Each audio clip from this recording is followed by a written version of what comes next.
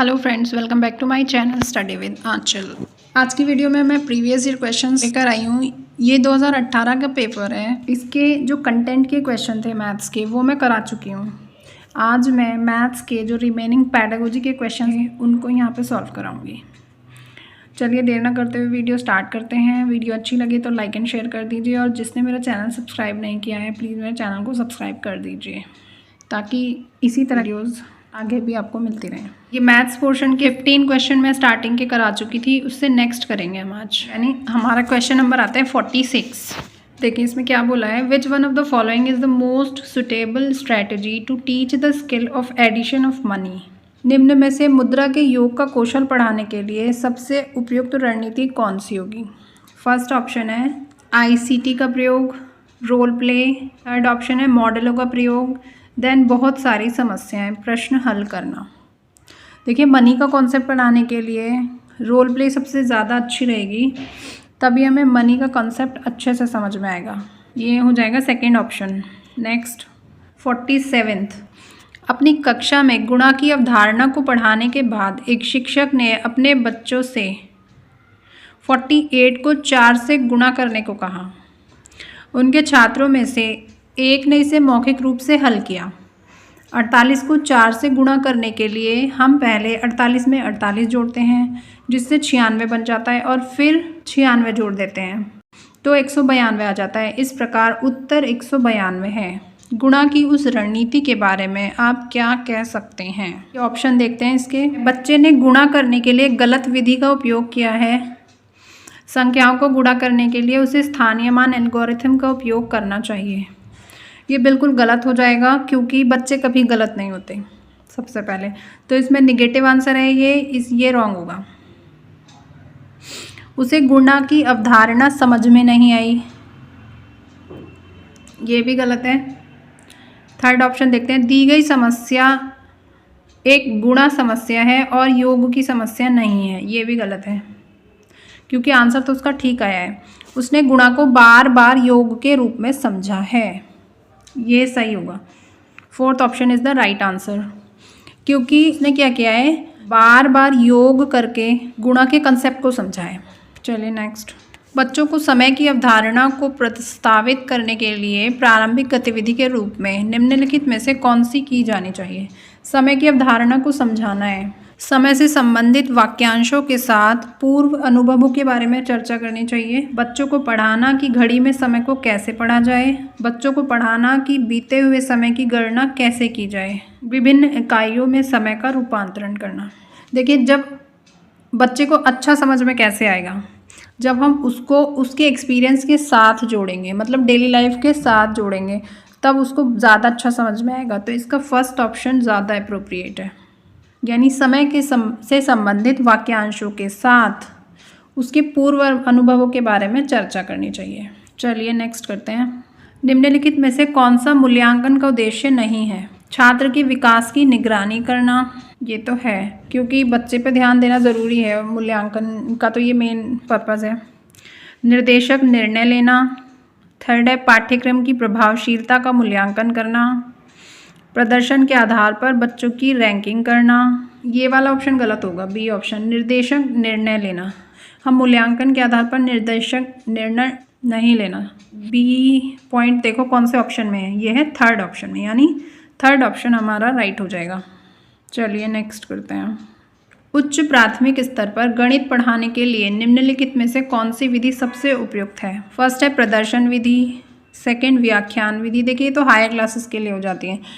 Third है गतिविधि आधारित अधिगम, यानी एक्टिविटी बेस्ड लर्निंग, ये 1st to 5th के लिए बेटर होती है। फोर्थ बची समस्या समाधान, प्रॉब्लम सॉल्विंग मेथड, ये हमारा जूनियर क्लासेस के लिए सबसे बेस्ट होता है।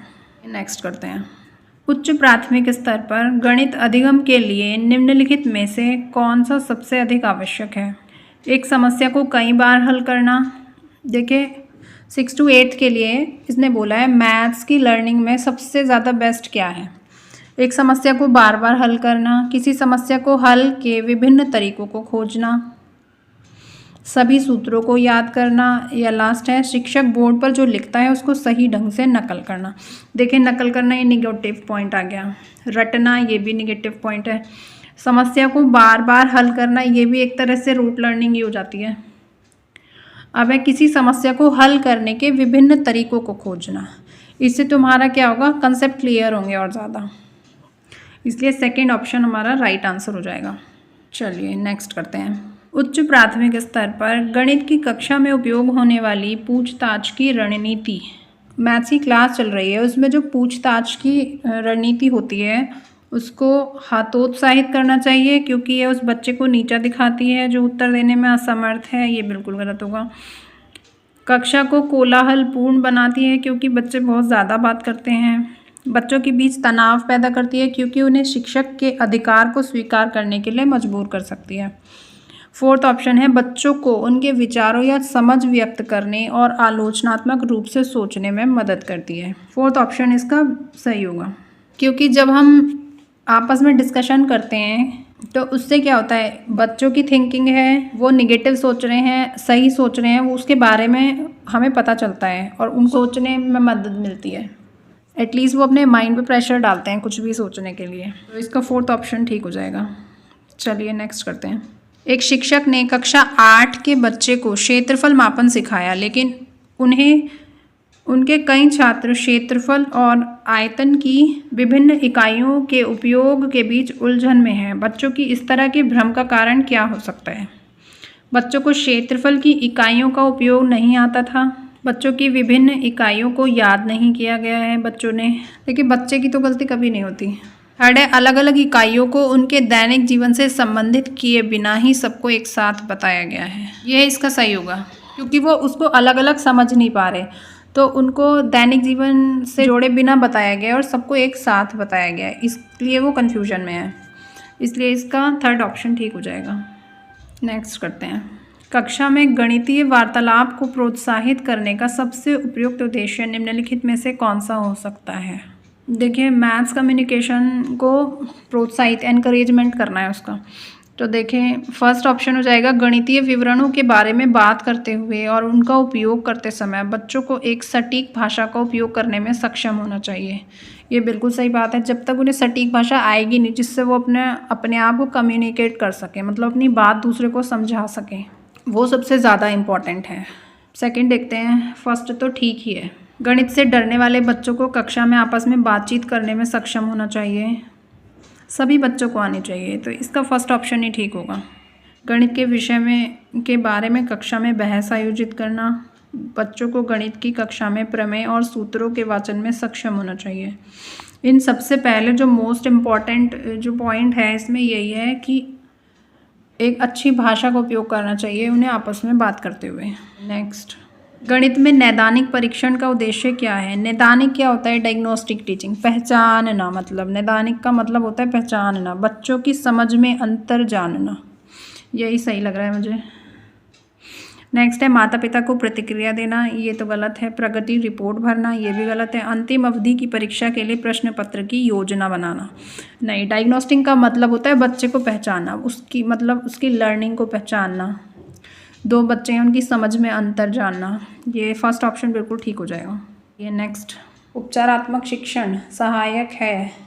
उपचारात्मक क्या होता है? रेमेडियल टीचिंग, मतलब पहले हम डायग्नोस करते हैं, जानते हैं, पहचानते हैं उसकी प्रॉब्लम क्या है, और उपचारात्मक फिर उसका उपचार करते हैं। देखिए इसके ऑप्शन दे रखे हैं। फर्स्ट ऑप्शन है पूरी कक्षा को पढ़ाने के लिए, पाठ की पुनरावृत्ति के लिए, खेल मार्ग विधि द्वारा शिक्षण के लिए, या कमजोर छात्रों की सीखने की कठिनाइयों को दूर करने के लिए। मैंने बोला उपचारात्मक शिक्षण क्या होता है? रेमेडियल टीचिंग, मतलब हम बच्चों को क्या प्रॉब्लम आ रही है उसको दूर करना है, तो इसका फोर्थ ऑप्शन ठीक हो जाएगा।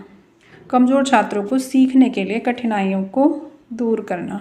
नेक्स्ट क्वेश्चन है निम्नलिखित में से कौन सी एक गणितीय प्रक्रिया नहीं है? फर्स्ट ऑप्शन है मान सदर्शन, मतलब विजुअलाइजेशन, ये तो है क्योंकि ब्लैक बोर्ड के थ्रू पढ़ाते हैं। रटना, आकलन और मापन, आकलन मापन दोनों है, तो इसका सेकंड ऑप्शन ठीक हो जाएगा, क्योंकि मैथ्स में रोट लर्निंग होती ही नहीं है। अब चलिए नेक्स्ट करते हैं। गणित सीखने में त्रुटियां एक महत्वपूर्ण भूमिका निभाती है, यह कथन है असत्य, क्योंकि लापरवाही के कारण त्रुटियां होती है। ये गलत है, क्योंकि गलती करके ही हम सीखते हैं। सेकंड है सत्य, क्योंकि त्रुटियां बच्चों की सोच को दर्शाती हैं। थर्ड है असत्य, क्योंकि गणित सटीक है। सत्य, क्योंकि त्रुटियां प्राप्तांकों के बारे में प्रतिक्रिया प्रदान करती हैं। फोर्थ ऑप्शन ठीक होगा, क्योंकि जो बच्चों के मार्क्स आए हैं वो कम या ज़्यादा क्यों आए हैं, ये हमें उनकी मिस्टेक से ही तो पता चलेगा, इसलिए इसका फोर्थ ऑप्शन ठीक हो जाएगा। अब नेक्स्ट करते हैं। आकार पढ़ाते समय एक शिक्षक ऐतिहासिक स्थानों की यात्रा की योजना बना सकता है, क्योंकि अवकाश समय प्रदान करने की आवश्यकता है, क्योंकि अधिकांश पाठ्यक्रम समय पर पूरा हो चुका है। यह संचार कौशल में सुधार करने का अवसर होगा। आकार हर वास्तुकला का एक अभिन्न हिस्सा है और इस तरह की यात्राएं विषयों से संबंध को प्रोत्साहन करती हैं। ये ठीक है, क्योंकि जो शेप्स होती हैं वो हर वास्तुकला का एक हिस्सा होती हैं। इस तरह से आराम से शेप्स के कंसेप्ट को पढ़ा सकते हैं। तो इसका हमारा सी पॉइंट देख लेते हैं कौन से ऑप्शन में है, बी। तो इसका बी यानी सेकंड वाला ऑप्शन ठीक हो जाएगा। अब चलते हैं नेक्स्ट, ये लास्ट क्वेश्चन है आज का। एक छात्र को एक घन की सतह का क्षेत्रफल निकालने के लिए कहा गया था। उसने आयतन निकाला। गणना में त्रुटि का कारण है। फर्स्ट है छात्र कक्षा को उबाऊ पाता है क्योंकि उसे गणित की कक्षा पसंद नहीं है। सेकंड है छात्र उस कक्षा में अध्ययन के लिए उपयुक्त नहीं है। छात्र सतह का क्षेत्रफल और आयतन की अवधारणा को समझने में सक्षम नहीं है। या छात्र सतह का क्षेत्रफल और आयतन की अवधारणा को समझ गया है। इसका सी ऑप्शन हो जाएगा, उसे समझ नहीं आया तभी तो उसने गलती की है। सी ऑप्शन किस में दिया है, फर्स्ट पॉइंट में।